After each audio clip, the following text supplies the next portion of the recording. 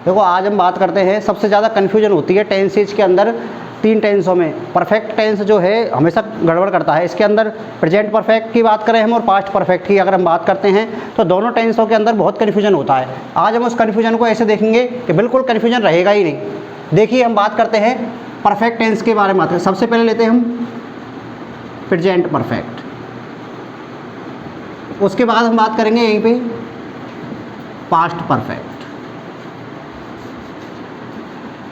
Past indefinite लेके चलते, बीच में इंडेफिनिट को भी डाल लेते हैं, ये भी कन्फ्यूजन करता है। और फिर देखिएगा प्रेजेंट पास्ट परफेक्ट। ये 3 टेंस हैं, इनके बारे में कई बार अपन को बहुत गड़बड़ होती है। अब देखिए पहले, सबसे पहले तो बात करते हैं प्रेजेंट परफेक्ट की। अगर हम बात करें तो इसकी पहचान क्या होगी, तीनों की हम पहचान देखेंगे एक साथ, तीनों की पहचान देखेंगे हम एक साथ। मैं बात करता हूँ प्रेजेंट परफेक्ट की। तो प्रेजेंट परफेक्ट की पहचान देखिए, सबसे पहली चीज़ देखने वाले हैं हम आइडेंटिफिकेशन। इसकी बात करेंगे हम पहचान की। तो आपने अभी तक खूब पढ़ा है कि सर चुका है, चुकी है, चुके हैं, ये पढ़ा है हमने परफेक्ट की पहचान, ये पढ़ी है अभी तक। लेकिन ये पहचान तो 5वीं क्लास 6ठी क्लास सब में कॉमन हो गई है। इसके अलावा भी अगर मैंने वाक्य दे दिया, जैसे सेंटेंस लेते हैं अपन एक, वह खाना खा चुका है, वह खाना खा चुका है, तो तुरंत दिमाग में आ गया कि चुका है, चुकी है, चुके हैं, अपना प्रेजेंट परफेक्ट हो जाता है। लेकिन इसके अलावा अगर वाक्य ऐसे आ गया कि उसने खाना खाया, देन बंदा कंफ्यूज हो जाएगा कि ये क्या भला आ गई, खाया, ये तो हमने पढ़ा ही नहीं है कि चुका है, चुकी है, चुके हैं पढ़ा है। इसके अलावा हमने देखा ही नहीं है कि ये आ कहाँ आ गया। इसके यही कन्फ्यूजन है, इसके अंदर और कोई दिमाग लगाने की ज़रूरत नहीं है। इसमें देखिएगा हम बात करते हैं तो यहाँ पे मैं ऐसा बोल सकता हूँ कि आ, ई एंड ए की क्या निकलती है, ध्वनि निकलती है। ये हमारा प्रेजेंट परफेक्ट की नॉर्मली आइडेंटिफिकेशन हो गई, पहचान हो गई। इसके अलावा सिर्फ और तो सारी चीज़ें हेल्पिंग वर्ब हैं, मेन वर्ब हैं, वो तो जो है वही रहेंगी, लेकिन ये सिर्फ पहचान हो गई। इसी में कन्फ्यूज होना है। इसका मतलब क्या हुआ, मेन चीज़ तो आपको ये याद रखनी है। ये देखो यहाँ भी है चुका, चुकी। अब इसके साथ जब परफेक्ट की बात कर रहा हूँ तो यहाँ पे आप है लगा दोगे। देखो आ है, ई है और ए है, ये तीनों वर्ड हो जाएंगे यहाँ पे। देखो इसमें भी आ रहा है चुका है, आ है, ई है, ए है, वही चीज़ है। अब रही बात इनको बनाने की, सेंटेंसों को कैसे बनाएंगे, तो बनाने के लिए आप जानते हो हेल्पिंग वर्ब की बात करेंगे हम। इसके अंदर हेल्पिंग वर्ब कौन सी आएगी हमारी, हेल्पिंग वर्ब की अगर मैं बात करूँ, देखिए हेल्पिंग वर्ब आएगी हमारी, एक तो यूज होगा हैज का, एक आएगी हैव।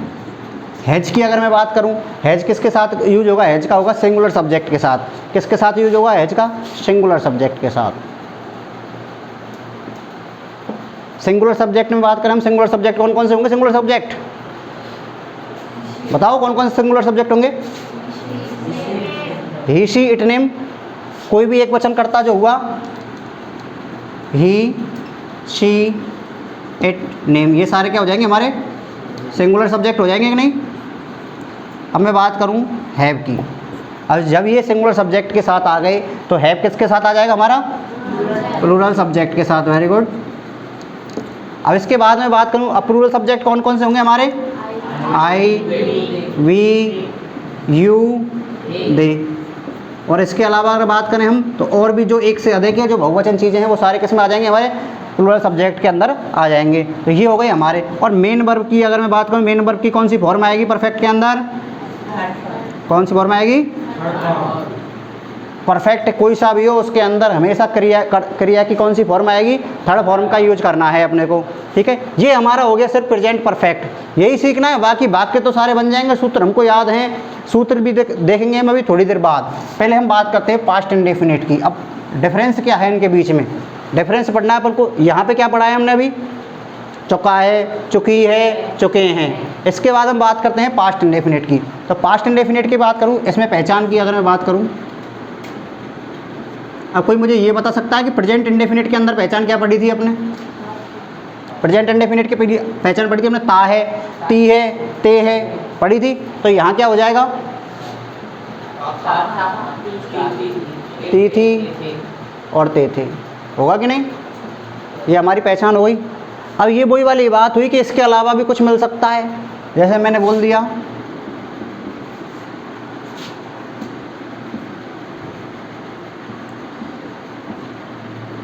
वह बाजार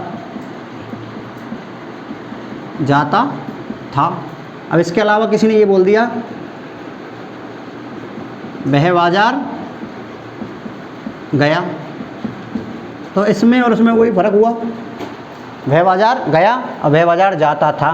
तो इसकी अगर बात करूं तो इसका मतलब इसमें भी तो निकल रही है वही आई ए की ध्वनि। तो यहाँ पे क्या आ जाएगा, आ, ई और ए की क्या निकलेगी, ध्वनि। अब सर ये तो यहाँ भी निकली थी, अब दोबारा देखो इसमें और इसमें फिर डिफरेंस देखो। इसकी अगर हम बात करें, इसमें क्या निकला है, देखो आ के बाद में क्या लगा मिलेगा अपन को हिंदी वाक्यों के अंदर, है लगेगा, आ है, ई है, ए है, और इसके अंदर कुछ नहीं मिलेगा, वाक्य यहीं पे समाप्त हो जाएगा। आ, ई, ए, गया, आई, लाई, ली, ये सब किसके अंदर हो जाएंगे, अपन के पास्ट इंडेफिनिट के अंदर हो जाएंगे। अब इसकी बात करें हम हेल्पिंग वर्ब की, इसकी बात करूं मैं हेल्पिंग वर्ब की, तो इसमें जो हेल्पिंग वर्ब है उसका विशेष यूज है। जैसे मैं बात करूं अफर्मेटिव सेंटेंस, किसकी, अफर्मेटिव जो सेंटेंस है हमारा, उसके अंदर हेल्पिंग वर्ब का यूज नहीं होता है।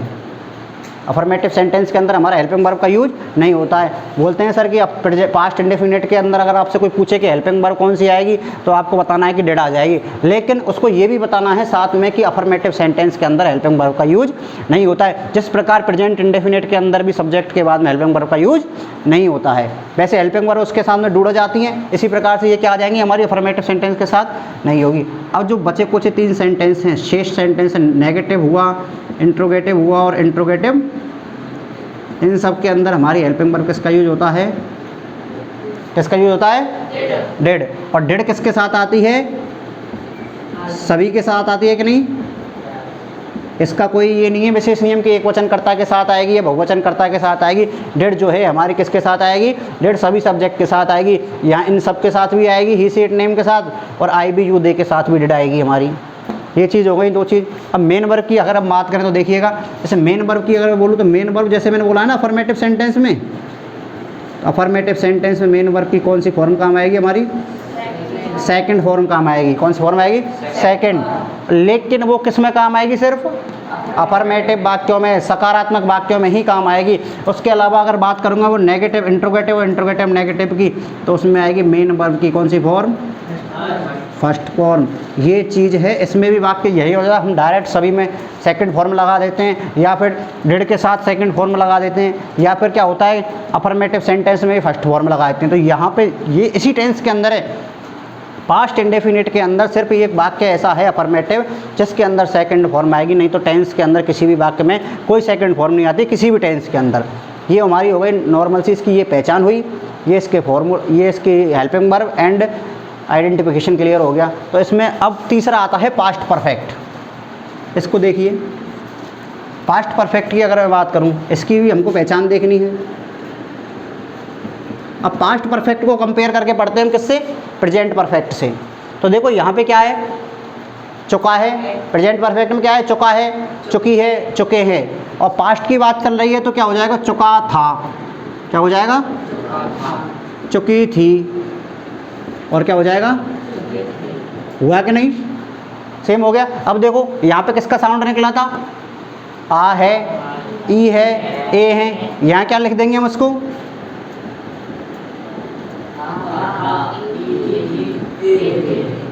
यहाँ पर इनको ऐसे भी तो लिख सकता हूँ मैं, आ था कहीं ऐसे आ गया माना, लिया था, गया था, ली थी, आए थे, सारी चीज़ हो गई ना। उस बात तो वही है ना, साउंड तो वही निकल रहा है ना। ऐसे शब्दों को यहाँ भी तो लिख सकते हैं हम, जैसे गया, आया, पिया, ली, ये सारी चीज़ यहाँ पे आ गई। और यहाँ अगर मैं लिखूँ इनको यहाँ लिखना चाहूँ तो यहाँ क्या लिखेंगे हम, लिया है, गए हैं, खाया है, पिया है, दिया है। ये बिल्कुल पहचान बिल्कुल क्लियर हो रही है, पहचान अब बिल्कुल कहीं कन्फ्यूजन है। सारे जो चीज़ है इनके अलावा कोई और स्पेशल पहचान नहीं है हिंदी के वाक्यों को पहचानने की। ये सारी चीज़ मैंने क्लियर कर दी है साथ में आपके। अब इसके बाद में बात करूँ देखो हेल्पिंग वर्ब की। जब हमारी पहचान हो गई, पहचान के बाद हमने पहचान लिया कि हमारा परफेक्ट टेंस है पास्ट, उसके बाद में हमको वाक्य बनाना है। तो वाक्य में किसकी ज़रूरत पड़ेगी हमें? हेल्पिंग वर्ब की। प्रेजेंट परफेक्ट में कौन सी आ रही है हमारी? Has have. पास्ट परफेक्ट में आएगी क्या? हैड आएगी। और किसके साथ आएगी? ऑल सब्जेक्ट के साथ क्या आएगी? हैड आएगी। समझ गए आप? सभी सब्जेक्टों के साथ क्या आएगी हमारी? हैड आ जाएगी। मेन वर्ब की बात करूँ तो मेन वर्ब के लिए तो बिल्कुल कन्फ्यूज होने जरूरत नहीं। कौन सा टेंस है वो? क्या नाम है टेंस का? परफेक्ट। क्या नाम है? परफेक्ट। प्रेजेंट परफेक्ट हो, पास्ट परफेक्ट हो एंड फ्यूचर परफेक्ट हो, सभी के अंदर हमको क्या लगाना है? Third form. तो यहाँ भी हमारी क्या आ जाएगी? थर्ड फॉर्म आ जाएगी कि नहीं? ये हमारी सीधी क्या हुई? पहचान हो गई देखो तीनों की। अब इसमें कोई कन्फ्यूजन वाली बात नहीं है ना। परफेक्ट के अंदर क्या होगा? चुका है, चुकी है, चुके हैं, लिया है, गए हैं, खाया है। और इधर क्या हो जाएगा? पास्ट परफेक्ट की बात करूँ तो सिर्फ है को हटाकर क्या लग जाएगा? था लग जाएगा कि नहीं सभी जगह पर। और अपन की हेल्पिंग वर्ब के अकॉर्डिंग बदल जाएगी। वहाँ पे हैज है भाई, यहाँ कौन सी हो जाएगी? हैड हो जाएगी। यहाँ पे थर्ड फॉर्म है तो यहाँ भी परफेक्ट में कौन सी फॉर्म हो जाएगी? थर्ड फॉर्म हो जाएगी। समझ गए? और ये रहे पास्ट इंडेफिनिट की बात। इसमें भी ध्यान रखने की क्या बात है? इसमें यही बात है कि अफर्मेटिव सेंटेंस के अंदर हेल्पिंग वर्ब का यूज नहीं होगा। और दूसरा, अफर्मेटिव सेंटेंस के अंदर वर्ब की सेकंड फॉर्म यूज आएगी। और तीसरा, और अफर्मेटिव के अलावा negative, interrogative and interrogative negative के अंदर हमारी फर्स्ट फॉर्म का यूज होगा डिड के साथ। किसके साथ? हेल्पिंग वर्ब क्या यूज होगी हमारी? डिड के साथ। अगर हम इसका एक एक वाक्य बनाकर देखें, फॉर्मूलेज की बात है तो इससे पिछली वीडियो में हम पूरा टेंस पढ़ा चुके हैं, तीनों टेंसों को पढ़ा चुके हैं। वहाँ पे अफर्मेटिव, नेगेटिव, इंट्रोगेटिव नेगेटिव के बारे में पूरा डिटेल में बता चुके हैं अपन।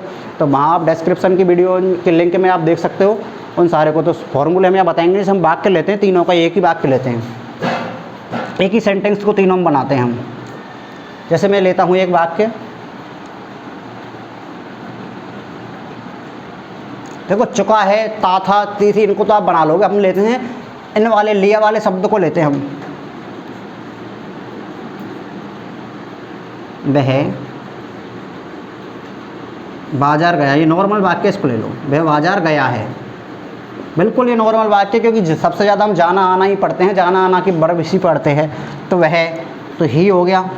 पहचान गए हम कि कौन सा टेंस है? प्रेजेंट परफेक्ट टेंस है। उसके अलावा हम बात करने वाले हैं हेल्पिंग वर्ब की। तो हेल्पिंग वर्ब को देखिए हम कौन सी है? हैज हैव आनी है। एक वचन करता है हमारा, तो वर्ब कौन सी आएगी? हेल्पिंग वर्ब हैज आएगी। जाने की क्या होगी? थर्ड फॉर्म आएगी। अब थर्ड फॉर्म का यूज होगा। जाने की क्या हो जाएगी हमारी? गॉन। कहाँ जाता है वो? कोई प्रॉब्लम? No problem. ठीक है, नेक्स्ट इसी को हम यहाँ लेते हैं। इसकी अगर मैं हिंदी बनाना चाहूँ, वह बाजार गया है, तो यहाँ क्या बनेगी इसकी हिंदी? वह बाजार गया। क्या आएगी? वह बाजार। ठीक है, तो क्या हो जाएगी इसकी? ही। और ही के बाद में कौन सा सेंटेंस है? अफर्मेटिव। अफर्मेटिव के अंदर बाकी की डायरेक्ट क्या आनी है? सेकंड फॉर्म आनी है। हेल्पिंग वर्ब तो आनी नहीं है, सेकंड फॉर्म आनी है। तो जाने की क्या होगी? वेंट। कहाँ पे गया? मार्केट। तो क्या आ गई हमारी? मार्केट। ठीक है, अब देखो चीज़ वही है, सिर्फ किसका फ़र्क पड़ रहा है? एक है का फ़र्क पड़ रहा है ना। है की वजह से यहाँ पे है लग रहा था, यहाँ तो हैज गॉन हो गया, यहाँ पे है गायब हो गया, तो यहाँ पे सिर्फ डायरेक्ट सेकंड फॉर्म आ गई। अब यहाँ भी इस वाक्य को ले हम, तो क्या हो जाएगा? वह बाजार गया था। और यहाँ क्या हो जाएगा? ही। अब हेल्पिंग वर्ब क्या आ जाएगी हमारी? हैड। और थर्ड फॉर्म आ जाएगी। अब की बार कौन सी फॉर्म आ जाएगी? और जो बचा है वो तो आ ही जाएगा हमारा गो टू। ठीक है, ये हमारा हो जाता है present perfect, past indefinite and past perfect के अंदर सारा कन्फ्यूजन है जो दूर हो जाता है। अब हमारी तीनों चीज़ें क्लियर हो चुकी हैं। अब इसके बारे में हम बिल्कुल कहीं कन्फ्यूज होने की ज़रूरत नहीं है हमको, अब बात करेंगे।